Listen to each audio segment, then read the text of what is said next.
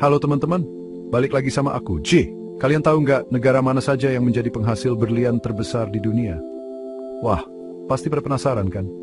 Berlian itu guys, bukan cuma batu berkilau biasa, tapi simbol kemewahan, cinta abadi, dan kadang sumber kekayaan luar biasa buat sebuah negara. Bayangin aja, dari dalam tanah yang gelap, bisa keluar batu secantik itu yang harganya bisa bikin melongo. Gokil banget kan? Nah, di video kali ini, aku mau ajak kalian semua buat ngulik tuntas. Kita beda habis negara-negara mana aja sih yang jadi raja dan ratu di dunia perberlianan ini. Dari info ini, wawasan kita jadi makin luas atau bahkan jadi inspirasi buat, ya siapa tahu kan, suatu saat nanti kita bisa punya bisnis berlian juga. Aminin aja dulu guys. Yang pasti perjalanan kita kali ini bakal seru banget, penuh fakta-fakta mencengangkan yang mungkin belum pernah kalian dengar sebelumnya. Jadi, siapin cemilan kalian, duduk yang nyaman, karena kita bakal langsung terbang keliling dunia secara virtual buat nengokin para raksasa penghasil berlian ini. Kita bakal lihat seberapa besar produksi mereka, tambang-tambang ikonik mereka, dan cerita-cerita menarik di baliknya. Jangan sampai kelewatan satu detik pun ya, karena setiap informasi bakal penting banget. Yuk, kita cari tahu bersama. Langsung aja, gaskun. Oke, teman-teman, negara pertama yang jadi jawara kita, yang produksinya bener-bener nggak main-main adalah Jeng, Rusia. Ya, kalian nggak salah dengar, negara beruang merah ini ternyata bukan cuma jagoan di bidang militer atau olahraga aja, tapi juga penguasa terbesar di pasar berlian dunia. Gila kan? Siapa sangka negara sedingin itu nyimpen harta karun berkilau yang begitu melimpah. Ini bener-bener fakta yang bikin kita semua kaget sekaligus kagum, guys. Rusia ini emang nggak ada habisnya kasih kejutan. Produksi berlian Rusia itu, teman-teman, mencapai angka yang fantastis banget setiap tahunnya. Mereka ini konsisten jadi nomor satu, ngalahin negara-negara lain yang mungkin lebih dulu terkenal sebagai penghasil berlian. Sebagian besar berlian Rusia ini datang dari perusahaan raksasa milik negara namanya Alrosa. Nah, Alrosa ini menguasai hampir semua produksi berlian di Rusia, jadi bisa dibilang mereka ini pemain kunci yang sangat dominan di industri global. Bayangin aja, satu perusahaan bisa ngontrol segitu besarnya. Daerah utama penghasil berlian di Rusia itu ada di Yakutsia, atau Republik Sakha, yang letaknya di Siberia. Teman-teman tahu kan, Siberia itu dinginnya kayak apa? Nah, di tengah kondisi alam yang ekstrem itulah, para penambang Rusia berjuang buat ngedapetin batu-batu mulia ini. Selain Yakutia, ada juga daerah Arkhangelsk di bagian barat laut Rusia yang juga punya kontribusi signifikan. Jadi sumbernya nggak cuma dari satu tempat, tapi tersebar di beberapa wilayah yang luas banget. Tambang-tambang di Rusia ini terkenal dengan ukurannya yang super besar dan teknologinya yang canggih. Misalnya ada tambang Udakni dan Mirny di Yakutia, yang lubangnya itu gede banget sampai kelihatan dari luar angkasa, katanya sih gitu. Gila kan? Proses penambangannya juga kompleks banget, apalagi harus berhadapan sama suhu beku dan tanah permafrost. Tapi, demi berlian, semua tantangan itu mereka hadapi. Salut banget sama kerja keras mereka, guys. Gak cuma kuantitasnya yang gaya, kualitas berlian dari Rusia juga diakui dunia. Mereka menghasilkan berbagai jenis berlian, mulai dari yang buat industri sampai yang kualitasnya super tinggi buat perhiasan mewah. Jadi, gak heran kalau berlian Rusia ini banyak dicari sama para kolektor dan pecinta perhiasan di seluruh penjuru dunia. Mereka benar-benar bisa memenuhi berbagai segmen pasar dengan produk yang mereka punya. Sejarah penemuan berlian di Rusia sendiri sebenarnya belum selama di negara lain kayak Afrika Selatan. Tapi begitu ketemu, langsung deh produksinya meroket gila-gilaan. Penemuan besar pertama itu sekitar pertengahan abad ke-20. Sejak saat itu, Rusia terus mengembangkan industrinya dan sekarang jadi pemimpin global. Ini bukti kalau dengan sumber daya dan teknologi yang tepat, sebuah negara bisa jadi pemain utama dalam waktu yang relatif singkat. Dampak ekonomi dari industri berlian ini buat Rusia, khususnya buat daerah-daerah terpencil seperti Yakutsia, itu gede banget, teman-teman. Industri ini nyiptain banyak lapangan kerja dan jadi sumber pendapatan penting. Meskipun tentu aja ada tantangan lingkungan dan sosial yang harus mereka kelola dengan baik. Tapi secara keseluruhan, berlian ini jadi salah satu aset nasional yang sangat berharga bagi Rusia. Jadi, itulah dia, teman-teman, sang juara bertahan kita Rusia. Dengan cadangan yang melimpah dan produksi yang masif, Kayaknya posisi Rusia sebagai penghasil berlian terbesar di dunia ini bakal susah digoyahkan dalam waktu dekat. Kita kasih tepuk tangan dulu buat Rusia. Keren banget. Selanjutnya, kita bakal pindah ke negara lain yang gak kalah gokilnya. Penasaran? Tungguin ya. Nah, teman-teman, dari dinginnya Rusia, sekarang kita terbang jauh ke benua Afrika yang hangat. Tepatnya ke negara Botswana.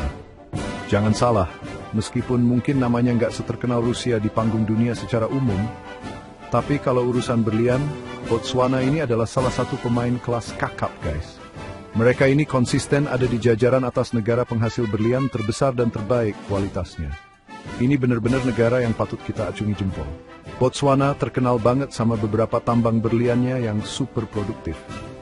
Dua nama yang paling sering disebut dan jadi andalan utama mereka adalah tambang Orapa dan Jwaneng. Tambang Jwaneng ini bahkan sering disebut sebagai pangeran tambang karena kualitas dan kuantitas berlian yang dihasilkannya itu luar biasa banget. Bayangin aja, satu tambang bisa sebegitu kayanya. Gokil. Ini menunjukkan betapa beruntungnya Botswana punya sumber daya alam seberharga ini. Salah satu hal yang paling menarik dari industri berlian di Botswana adalah bagaimana negara ini berhasil memanfaatkan kekayaan alamnya untuk kesejahteraan rakyat. Dulu, sebelum ditemukannya berlian, Botswana ini termasuk negara miskin, teman-teman. Tapi, setelah berlian ditemukan dan dikelola dengan baik, ekonominya meroket. Mereka berhasil berubah jadi negara berpendapatan menengah. Ini contoh sukses bagaimana sumber daya alam bisa ngangkat derajat sebuah bangsa kalau dikelola dengan benar. Kunci sukses Botswana ini, salah satunya adalah kemitraan mereka yang solid dengan perusahaan berlian raksasa, De Beers. Mereka membentuk perusahaan patungan namanya Debswana yang jadi operator utama tambang-tambang besar di sana. Kerjasama ini udah berlangsung puluhan tahun dan terbukti saling menguntungkan. Pemerintah Botswana dapat bagian yang signifikan dari keuntungan, yang kemudian diinvestasikan lagi ke sektor pendidikan, kesehatan, dan infrastruktur. Keren banget kan? Berlian dari Botswana juga terkenal dengan kualitasnya yang tinggi banget. Banyak berlian besar dan bernilai tinggi berasal dari negara ini. Jadi bukan cuma menang di kuantitas, tapi juga di kualitas. Ini yang bikin berlian Botswana punya reputasi yang sangat baik di pasar internasional. Para pembeli percaya sama produk dari Botswana karena standar yang mereka terapkan itu tinggi banget, guys. Yang lebih membanggakan lagi, Botswana ini sangat concern sama isu berlian etis atau conflict-free diamonds. Mereka memastikan bahwa proses penambangan dan penjualan berliannya itu transparan dan gak terkait sama konflik atau pelanggaran hak asasi manusia. Ini penting banget, teman-teman, karena kita pasti pengen perhiasan yang kita pakai itu berasal dari sumber yang baik dan gak merugikan orang lain, kan? Botswana jadi contoh dalam hal ini. Selain Orapa dan Jwaneng, Botswana juga terus melakukan eksplorasi buat nemuin cadangan-cadangan baru. Mereka sadar kalau sumber daya alam itu nggak abadi, jadi perencanaan jangka panjang itu penting banget. Pemerintahnya juga berusaha buat diversifikasi ekonomi, jadi nggak cuma bergantung sama berlian aja. Tapi, untuk saat ini, berlian masih jadi tulang punggung utama perekonomian mereka, dan mereka kelola itu dengan sangat profesional. Jadi Botswana ini benar-benar kasih kita pelajaran berharga ya teman-teman. Dari negara yang mungkin nggak banyak dilirik, bisa jadi salah satu produsen berlian paling top di dunia dan berhasil meningkatkan kesejahteraan rakyatnya. Ini bukti kalau manajemen yang baik dan visi jangka panjang itu krusial banget. Kita doakan semoga Botswana terus maju dan jadi inspirasi buat negara-negara lain. Salut. Oke guys. Dari panasnya Afrika, kita sekarang balik lagi ke wilayah yang dinginnya menusuk tulang. Tapi kali ini bukan Rusia, melainkan Kanada. Yap, negara tetangganya Amerika Serikat ini ternyata juga masuk dalam daftar elit negara penghasil berlian terbesar di dunia. Mungkin banyak dari kalian yang kaget ya. Sama, aku juga awalnya nggak nyangka Kanada sejago ini di industri berlian. Tapi faktanya memang begitu, teman-teman. Kanada ini punya beberapa tambang berlian yang gede banget dan terkenal, terutama di wilayah utaranya yang super dingin dan terpencil, di Northwest Territories. Dua nama yang paling menonjol itu adalah tambang Diavik dan Ekati. Tambang-tambang ini lokasinya bener-bener ekstrem, guys.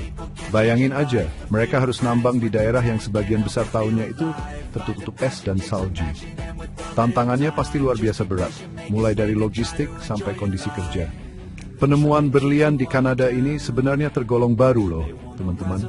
Jauh lebih baru dibandingkan negara-negara produsen tradisional kayak Afrika Selatan atau bahkan Rusia. Penemuan komersial pertama itu baru terjadi di awal tahun 90-an. Tapi begitu ditemukan, Kanada langsung tancap gas dan dalam waktu singkat berhasil jadi salah satu pemain penting di pasar global. Ini nunjukin potensi geologis Kanada yang luar biasa dan kemampuan teknologi mereka buat ngembangin industri ini.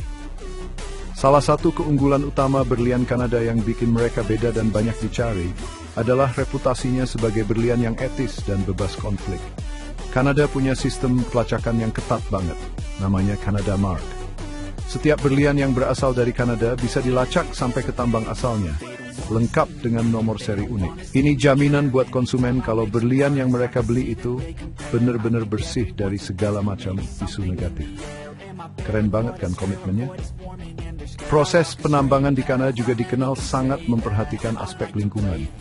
Mengingat lokasi tambangnya yang ada di ekosistem Arktik yang rapuh, perusahaan-perusahaan tambang di sana harus patuh sama regulasi lingkungan yang super ketat. Mereka juga banyak berinvestasi dalam teknologi ramah lingkungan buat meminimalkan dampak operasinya.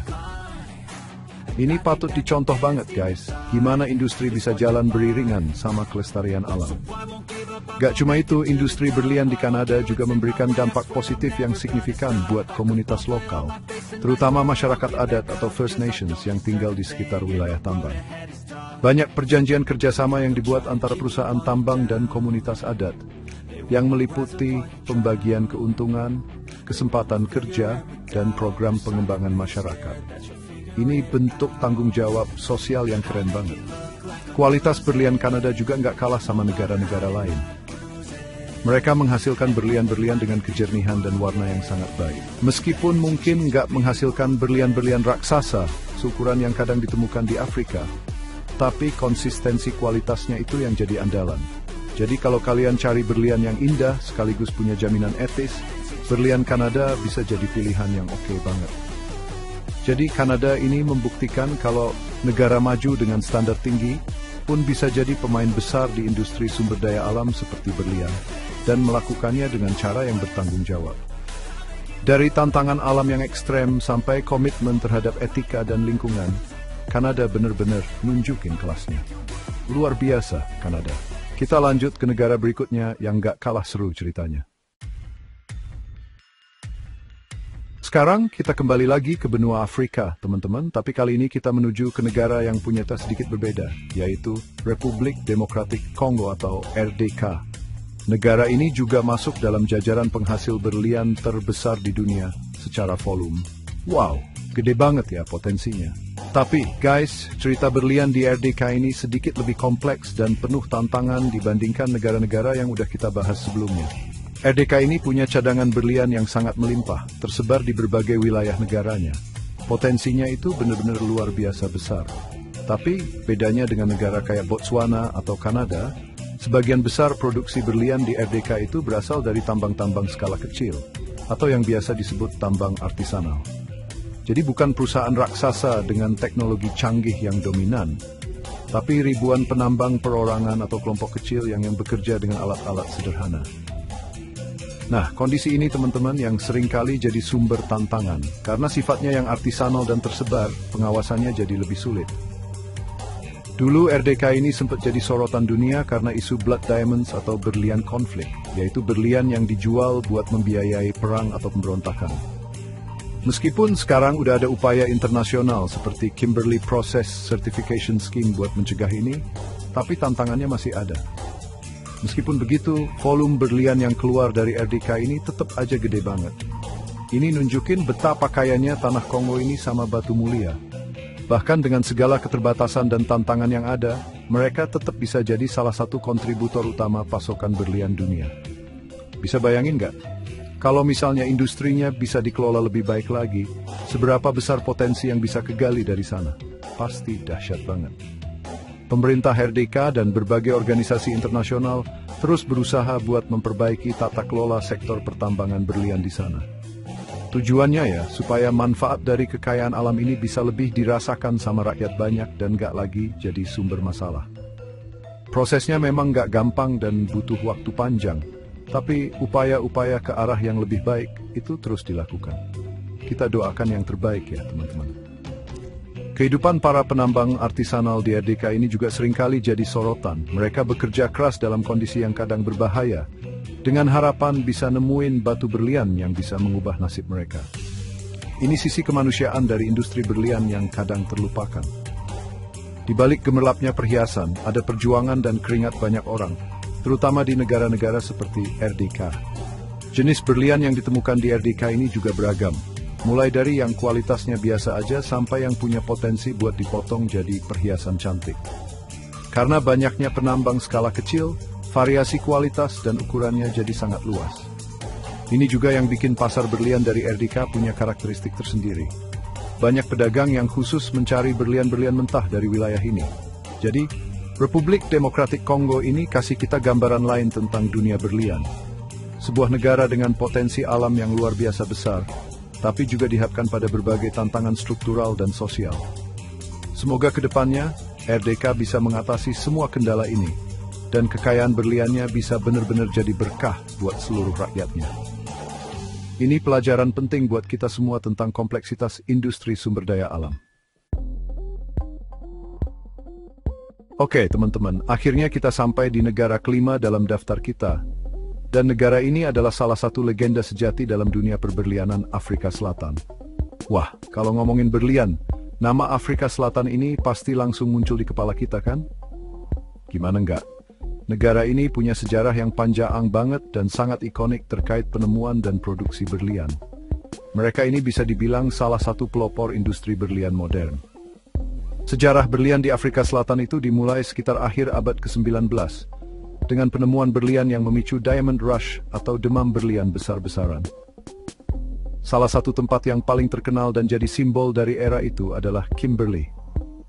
Di sana ada The Big Hole, lubang raksasa bekas tambang terbuka yang digali pakai tangan dan skop sama ribuan penambang. Gila kan? The Big Hole ini jadi saksi bisu betapa hebohnya perburuan berlian di masa lalu. Selain Kimberley yang legendaris, Afrika Selatan juga punya tambang-tambang modern yang super produktif. Contohnya adalah tambang Venezia. Tambang Venezia ini sekarang jadi salah satu tambang berlian terbesar dan paling penting di Afrika Selatan yang dioperasikan oleh De Beers. Ini nunjukin kalau Afrika Selatan terus berinovasi dan beradaptasi dalam industri pertambangannya, dari metode tradisional sampai ke teknologi canggih. Afrika Selatan juga jadi tempat ditemukannya beberapa berlian paling terkenal dan terbesar di dunia. Siapa yang nggak pernah dengar nama berlian Cullinan? Itu loh, berlian mentah terbesar yang pernah ditemukan, beratnya lebih dari 3.100 karat. Gokil banget. Berlian Cullinan ini kemudian dipotong jadi beberapa batu permata indah yang sekarang jadi bagian dari perhiasan kerajaan Inggris. Ini cuma salah satu contoh betapa luar biasanya temuan-temuan dari tanah Afrika Selatan. Industri berlian ini punya peran yang sangat besar dalam sejarah dan perkembangan ekonomi Afrika Selatan. Meskipun juga diwarnai sama berbagai isu sosial dan politik di masa lalu, nggak bisa dipungkiri kalau berlian jadi salah satu motor penggerak utama ekonomi negara ini selama bertahun-tahun. Kota-kota besar seperti Johannesburg itu juga tumbuh pesat, salah satunya karena demam emas dan berlian. Seiring berjalannya waktu, industri berlian di Afrika Selatan juga mengalami banyak perubahan. Dari yang awalnya serba nggak teratur, sekarang jadi lebih terkontrol dan profesional. Mereka juga semakin sadar akan pentingnya praktik penambangan yang bertanggung jawab, baik secara sosial maupun lingkungan. Banyak upaya yang dilakukan buat memastikan manfaat dari industri ini bisa dirasakan secara lebih adil dan berkelanjutan. Meskipun mungkin produksinya sekarang nggak sebesar dulu lagi karena beberapa tambang tua mulai habis cadangannya, Afrika Selatan tetap jadi pemain penting di pasar berlian global. Mereka masih punya cadangan yang signifikan dan terus melakukan eksplorasi. Selain itu, pengalaman dan keahlian mereka di bidang pertambangan berlian itu udah nggak diragukan lagi. Jadi mereka tetap punya peran strategis. Jadi Afrika Selatan ini adalah bukti hidup dari sejarah panjang dan gemerlapnya dunia berlian. Dari demam berlian di Kimberley sampai tambang-tambang modern, negara ini udah ngasih kontribusi yang luar biasa besar buat industri berlian dunia. Mereka adalah legenda yang terus bersinar. Keren banget Afrika Selatan. Nah, setelah ini, Kejekul simple as sedih. Nah, itulah 5 negara penghasil berlian terbesar di dunia, teman-teman. Mulai dari Rusia yang perkasa di utara, Botswana yang jadi contoh sukses di Afrika, Kanada dengan berlian etisnya, Republik Demokratik Kongo yang penuh potensi dan tantangan, sampai Afrika Selatan yang legendaris. Masing-masing negara punya cerita dan karakteristik uniknya sendiri dalam menggali harta karun berkilau ini dari perut bumi. Semoga informasi tadi nambah wawasan kita semua ya.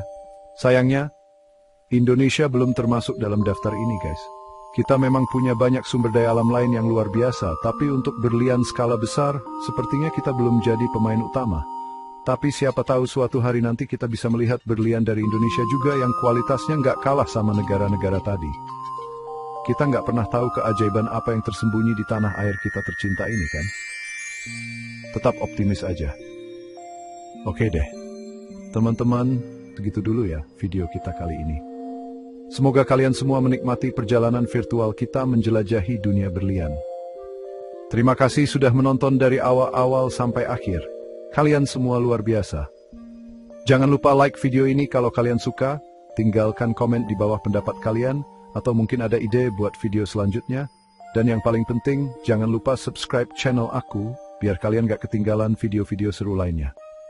Sampai jumpa di video berikutnya. Asyap!